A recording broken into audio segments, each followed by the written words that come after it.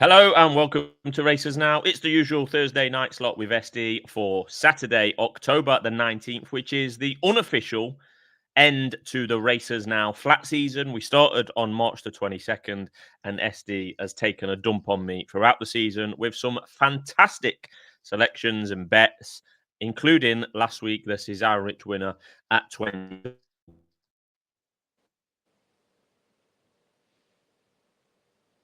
I've absolutely no idea what's going on, viewers. Well, You've got this algae signal. I couldn't hear what word you were saying. well, it's a good job that I'm back, SD, because I was just praising you that you have done some fantastic tipping from March the 22nd, and it ends this weekend. I will be owing you 50 quid, as was And bet the at the Cesarewicz time. winner, we might have put it up at 20. You could have had 74 bet for SP. It was 95 before, so Yeah.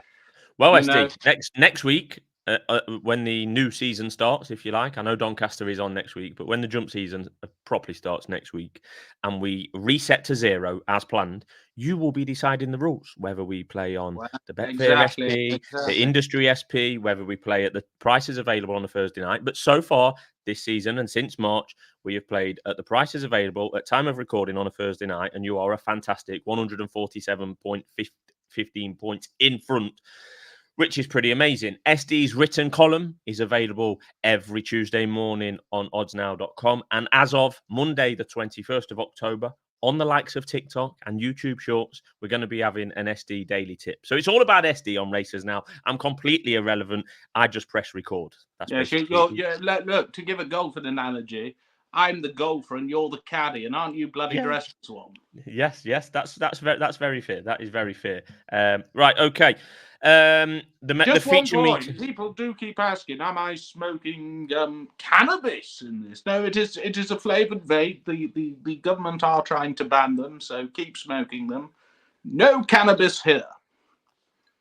Thanks for clarifying. Bifter comments on YouTube, wasn't there? I think they called it Bifters. Yeah. Anyway. So the feature meeting this Saturday is Catterick, their biggest meeting of the year, which SD will be attending. But there is a lesser meeting that is called British Champions Day at Ascot. We've already done lots of talking about this big one on the channel already. If you want a proper breakdown, you can have a look on what we were saying on Monday. SD put up a couple of selections. There's a couple more to come, but we won't be going as in-depth as we have done previously. It's soft all round. Biblical rain has fell virtually all across the country, just as KDOC. But the straight course at Ascot is soft. The round course proper is heavy, soft in places. So as a result of the heavy being in there, they are running the free round course races on Champions Day on what is normally the jumps course, what they call in the inner course. That's soft as well. So it's soft all rounds. Big Field's the theme with horses actually balloted out of two Group 1s. The Sprint and the Fillies and Mares horses are actually balloted out. So we've got big fields, we've got deep fields, and we can say what we want, and SD probably will, about the location of this fixture in the calendar and nicking races from Newmarket, etc. But you've got to say that it has delivered. This has delivered. There's runners galore all over the place. There's quality all over the place. You've got to give it some props, SD. Come on. No, it's running a bog. It's decidedly shit, isn't it? Right. You will you will not if the race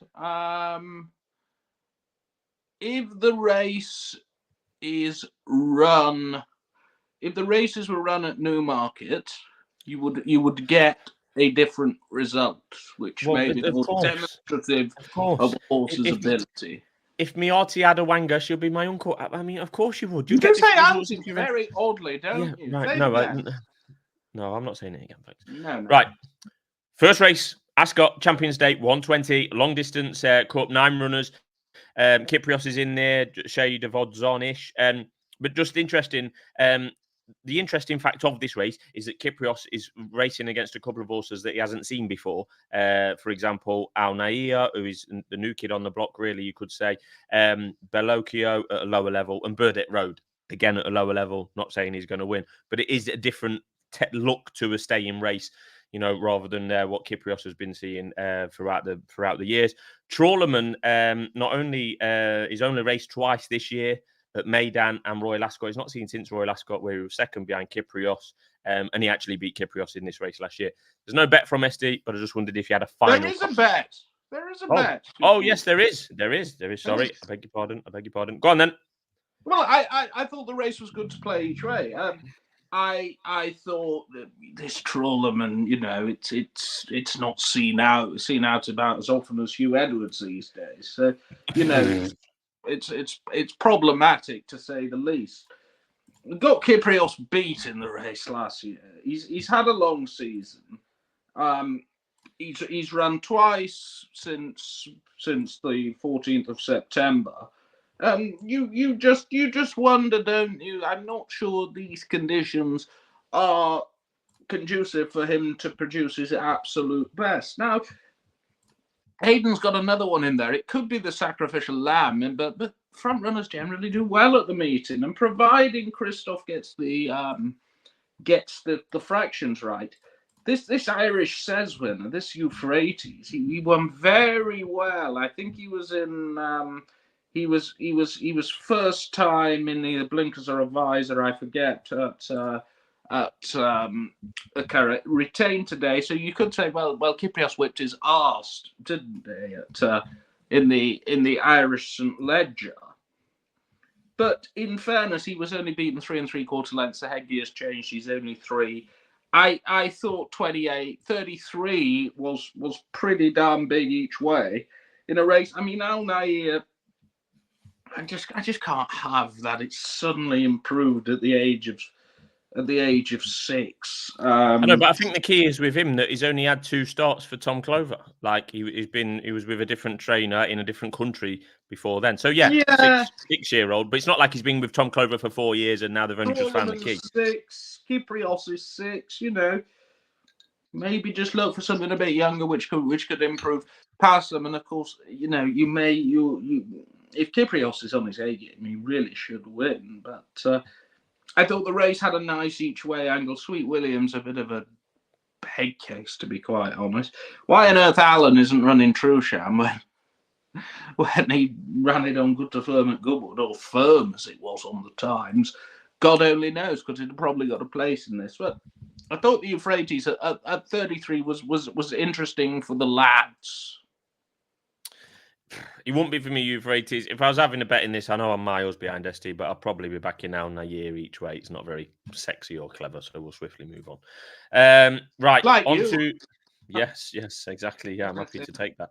That's almost a compliment to me. Right, the sprint has got a full field of 20. 2 horses actually balloted out, 11-2 or 5-1-ish. The field, quite clearly, you could make a case for quite a few of these. There's 2 previous winners in there, Kim Ross and Art Power. We've got the July Cup winner, Millstream. We've got the Lock-in winner, believe it or not.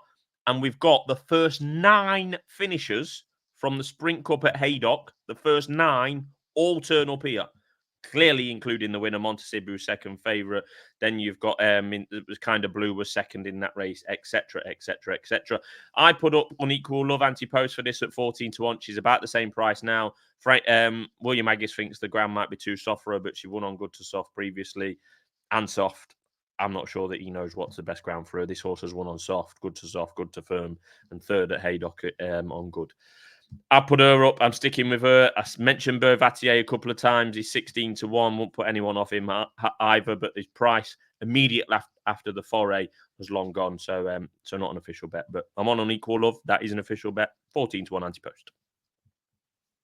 Yeah, bit fine.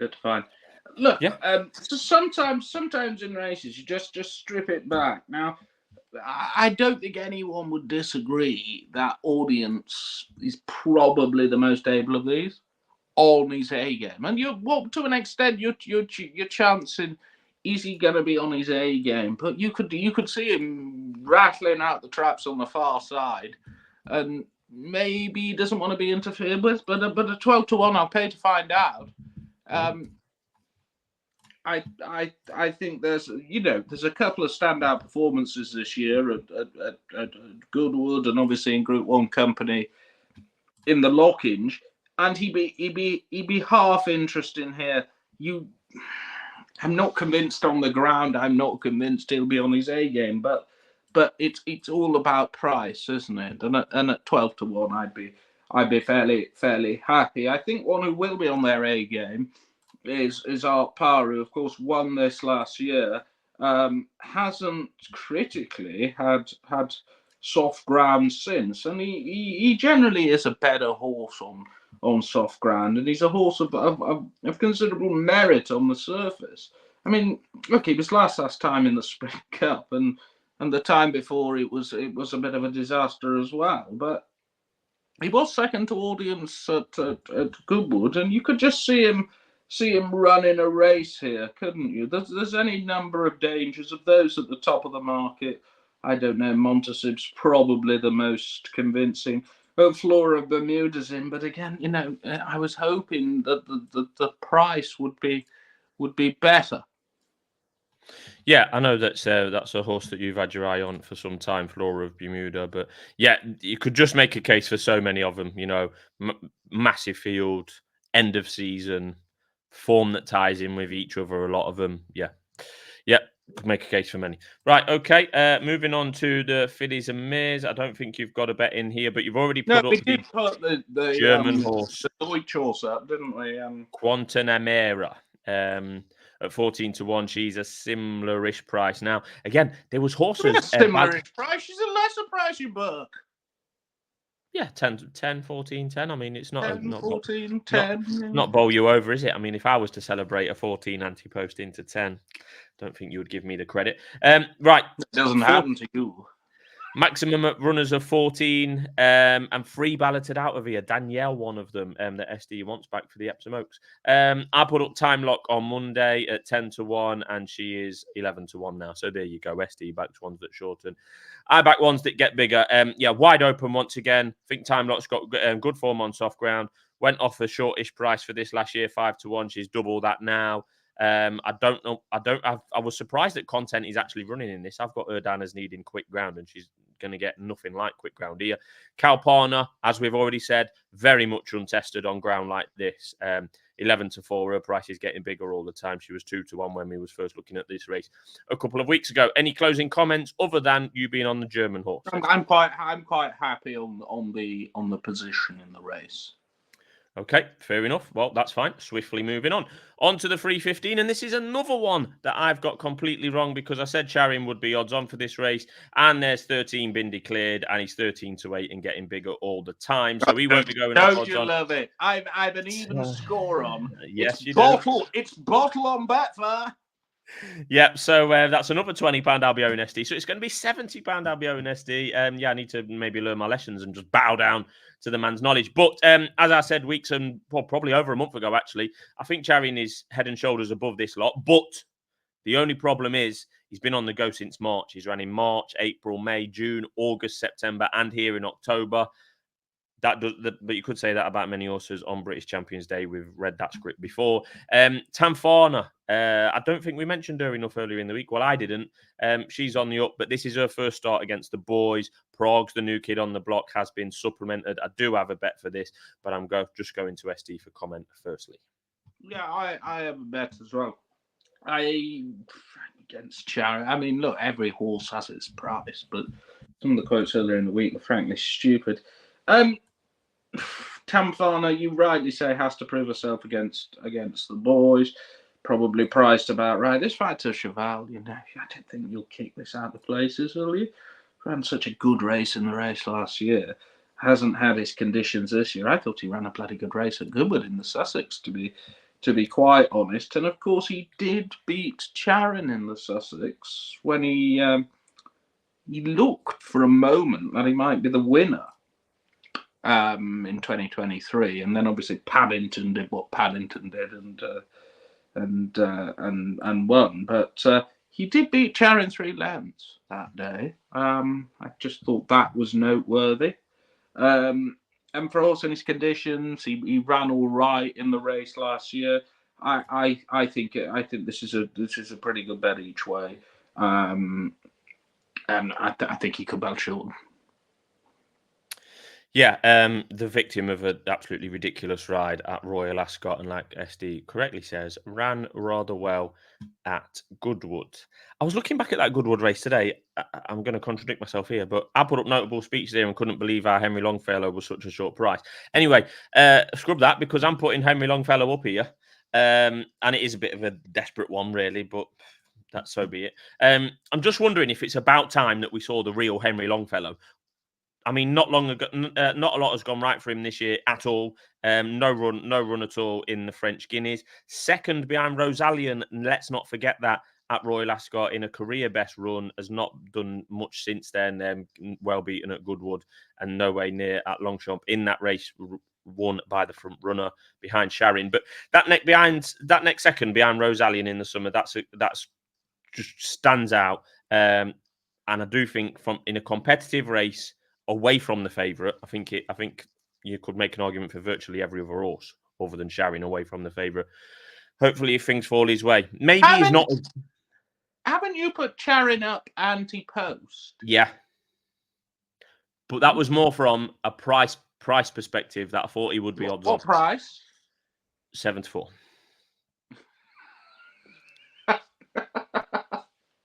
Yeah. So but if I've said it, I think you've got a point with Henry Longfellow. So it's about time that right. I would just confirm. I still think that Charyn is head and shoulders above this lot. I really genuinely do. He's proven it this year. The only question mark over him is the end of a long season, right? So if you take Charyn out of it, I think those in behind to finish behind as the next best contender, Tamfana, Facteur Chevel, Henry Longfellow, Metropolitan, Prague, and then you are what ones that have got lesser chance. But of those five, I think you could, I think they're pretty well matched on what we've seen so far. Henry Longfellow either has been pretty unlucky this year or just hasn't really trained on / been as good as what they thought he might have been. But I think things could potentially fall his way here, and he's got that standout performance at Royal Ascot where he was a neck behind Rosalien. If he can get close to repeating that, then he could go close here, and I'm putting him up each way as a result of the argument given. Right, on to the champion. I don't think there's any bets from either of us in this. But yeah, Calandagan and Economics now. Dale Nichols, who got a mention earlier in the week, friend of the channel, said that Calandagan's the one. He can't believe Calandagan's 2-1 against Economics, whatever he was at the time, 11-8. Well, they've almost flip-flopped in the market a little bit. Calandagan is showing it on my screen as being 13-8-5 and Economics on the drift at 15-8.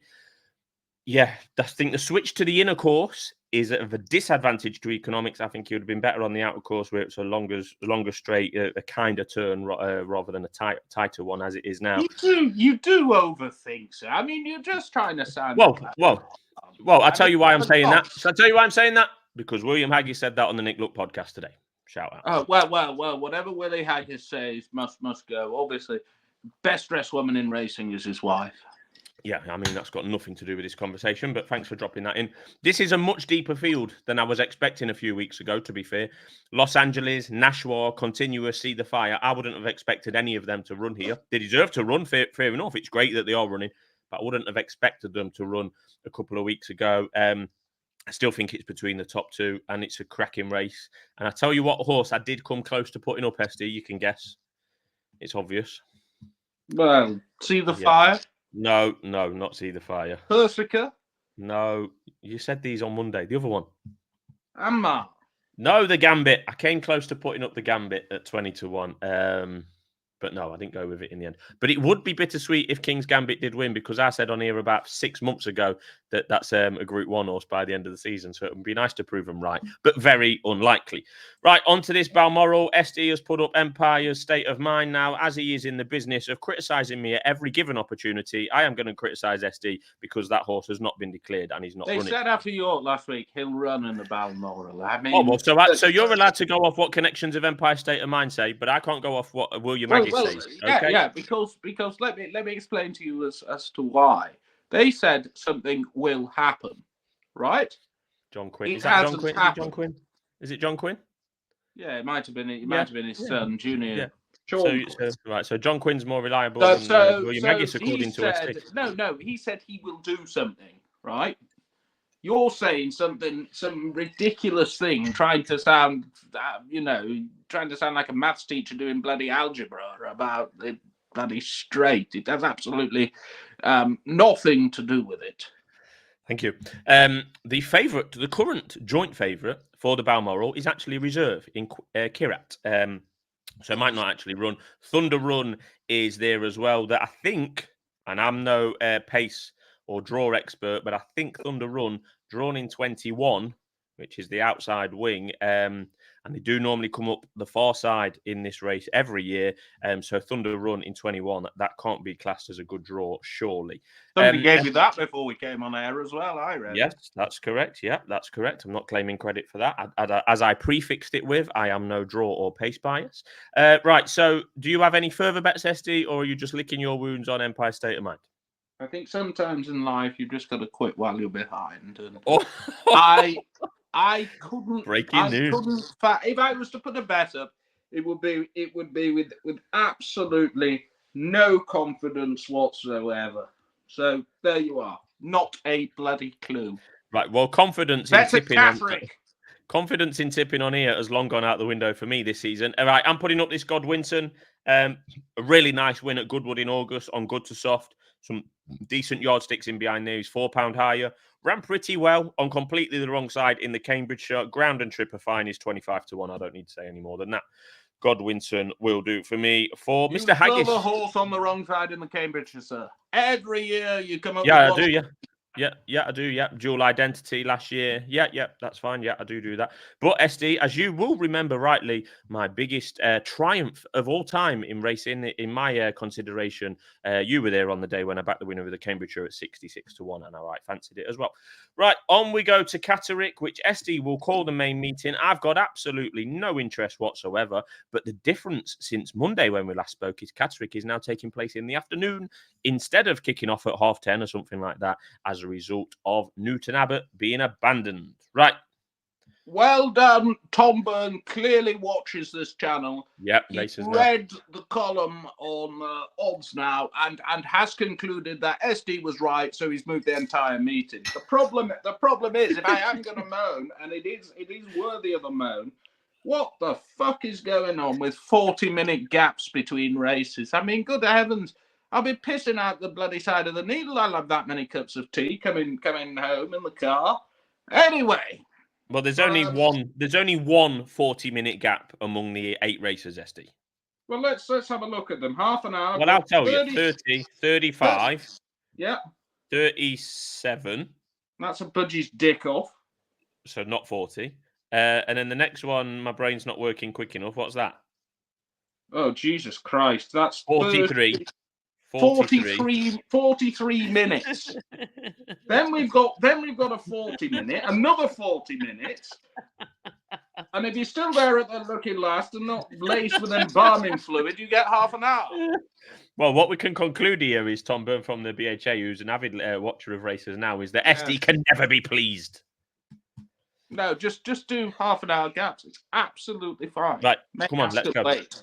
Let's go. Right, let's go. Great card at Catterick Bridge. They're serving bacon sandwiches at 11 a.m. I understand. So have some of that. And we will begin our very comprehensive preview at 3:25 with this legal reform who ticks a lot of boxes. You know, it's soft heavy in places. There's a bit of rain forecast. And has run very well here in the past. Has won here 7 furlongs on heavy. He's now back down to a mark of 79, which is a bit more tractable than the 82 he was on earlier in the year, and ran an absolute belter at Epsom last time. Could go from the front. Tom, swing it wide round the bend. Come stand side, son. Okay, fair enough. That's a race that's been split into 2 divisions of a handicap. Is that right, SD? Indeed. So the 405 is of similar or identical makeup to the 335. Well, it is. It's interesting. Sean D. Bowen, who's one of these going for the Apprentice Championship, is at Catterick, and this you can't help but think this racing banks Ryder. I mean, he goes on bad ground. He was second last time at Goodwood off 79. The handicappers led him in off the same mark. At the start of the season, he was rated 91. Charlie doesn't have many runners at Catterick. I thought he'd be clear 5. He isn't. 3-1's pretty good. The apprentice will be trying his heart out, and he should go very, very well here. Very well. Okay. Very good. On to the feature race of the whole season at Catterick, and that is one of SD's favourites, the Dash. Oh, yes, the Dash. Cracking renewal. You've got a load of favourites in here. You've Vintage Clarets, Wen Moon, Aberama Gold, Glorious Angel, Curious Rover, Dakota Gold, Wallbank. They really have some great old favourites in there. Dakota Gold.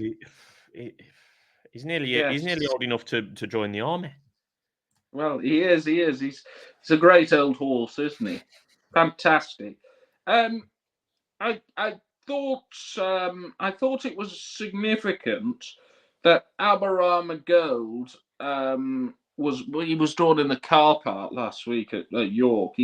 But he still finished 7th and ran perfectly well. The run at Haydock the time before was very, very good on bad ground. The handicappers dropped him a pound. At the start of the year, Aberama was rated 100. He's down to 84. I don't like the jockey. I don't like Mark Wynn. I say it every bloody time, and he never frigging wins, does he? You do. So why are you backing it then? Because I think from a handicapping point of view, from a conditions point of view, he's incredibly well in. I mean, last year he was winning a 5 furlong handicap at Doncaster off a mark of 96. He's £12 lower now. He's got his conditions. I think he should be some money a favourite, to be honest. He isn't, and I think he'll win. Okay, and I can virtually guarantee you that Racers Now, and SD in particular, will be the only outlet putting up 2 bets in a race, a type of race that I didn't even know existed. This is a veterans handicap on the flat. You have to be 6 years or older to be running it in the 5:15 at Catterick on Saturday, and SD actually fancies 2. Oh, it's a wonderful race. Wonderful race. How long is this the only one in the? I haven't seen them. It's a lovely initiative, isn't it? They've got a stellar field. You know, loads of old favourites in there. Count D'Orsay, Irish Dancer, Broken Baltimore, who only wins at Ripon, who's been chalked up by Billy Hill's favourite. When I did the form, I don't look at the prices when I do the form. I thought this Highjacked, he was hijacked last time. Good heavens. Worst, terrible luck. Terrible luck. It really, really was last time. And he was given an absolutely awful ride. Well, I'm not sure it was a ride, but he was mullered. Really was mullered a furlong out and managed to get within a length and a quarter of off winning. The handicapper can't really do anything. It was 6 furlongs round Catterick. Bad ground suits, second in the race last year off 62, now down to 60. This horse ticks an awful lot of boxes and should go very, very well. I thought the other one of note was this Music Society for Tim Easterby. I know some of our viewers, one in particular, Chris, the photographer, doesn't like Tim. I like Tim. Of course, I trained a classic winner with Bolin Eric, and since he took over from his dad, Peter, who had numerous good horses, including Sea Pigeon. Nevertheless, Music Society's on his way down the weights, was second on his penultimate run off a mark of 64. The marks retained here, has won here on background in October. The conditions are right, and I expect Music Society to go extremely well. Okay, very good. Catterick, the main meeting of Saturday. The main meeting of the day. Do say hello if you're there. Yep, and SD will be there. So yeah, as you well know, Racers Now has been hijacked by SD in the last 6 months through excellent performance, great personality, and incredible popularity with the general public, is available in a written format on Odds Now, is available on a daily tipping format as of next Monday. And next Tuesday, the 22nd, we're having a jump season preview. Feel free to phone in. I'll tweet you the link if you want to come and have an argument about the state of racing or what you're looking forward to for the jump season. Cheltenham's on next week. Please feel free. Do not ask me for a horse to follow. No, we're not doing horses. Everybody on the Bisto train's asking for that. Yeah. So that'll be 8 p.m. Yes, next just Tuesday. Before we go. Tune in. Just before we go. Thoughts and prayers and condolences are with the family of Barry Dennis, great bookmaker. He brought the betting ring into people's living rooms of John McCarrick for many years. He was a titan of the ring, and the betting ring in particular, and racing as a whole, is a worse place without him. Well said. Thank you very much. See you next week. Okay, Kelso next week. Good evening.